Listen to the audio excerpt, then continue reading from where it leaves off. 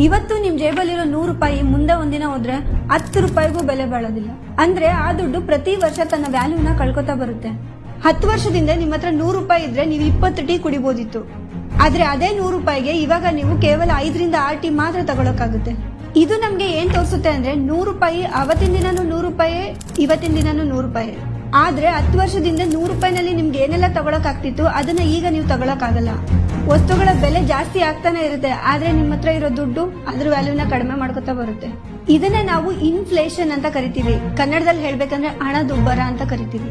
ಇವತ್ತು ನೀವು 100 ರೂಪಾಯಿಗೆ 5ರಿಂದ 6 ಟೀ ಕುಡಿಬಹುದು, ಆದ್ರೆ ಇನ್ನೂ 10 ವರ್ಷ ಬಿಟ್ರೆ ಅದೇ 100 ರೂಪಾಯಿಗೆ ನೀವು ನಿಮ್ ಮಕ್ಳಿಗೆ ಒಂದು ಚಾಕ್ಲೇಟ್ ಕೊಡ್ಸಕ್ಕಾಗಲ್ಲ. ನೀವ್ ಇದರಿಂದ ತಪ್ಪಿಸ್ಕೊಬೇಕಂದ್ರೆ ನಿಮ್ ದುಡ್ಡನ್ನ ಸೇವ್ ಮಾಡೋದಷ್ಟೇ ಅಲ್ಲ, ಅದನ್ನ ಬೆಳೆಸಬೇಕು, ಅಂದ್ರೆ ಇನ್ವೆಸ್ಟ್ ಮಾಡಬೇಕು. ಇನ್ವೆಸ್ಟ್ ಮಾಡಕ್ಕೆ ತುಂಬಾ ಆಪ್ಷನ್ಸ್ ಇದಾವೆ. ಮ್ಯೂಚುವಲ್ ಫಂಡ್ ಇರ್ಬೋದು, ಗೋಲ್ಡ್ ಇರ್ಬೋದು, ರಿಯಲ್ ಎಸ್ಟೇಟ್ ಇರ್ಬೋದು. ಇದರಲ್ಲಿ ನಿಮ್ಗೆ ಯಾವ್ದು ಬೆಸ್ಟ್ ಅನ್ಸುತ್ತೆ ಅದರಲ್ಲಿ ನೀವು ಇನ್ವೆಸ್ಟ್ ಮಾಡಿದ್ರೆ ನೀವು ಈ ಪ್ರಾಬ್ಲಮ್ ಇಂದ ತಪ್ಪಿಸ್ಕೊಬಹುದು.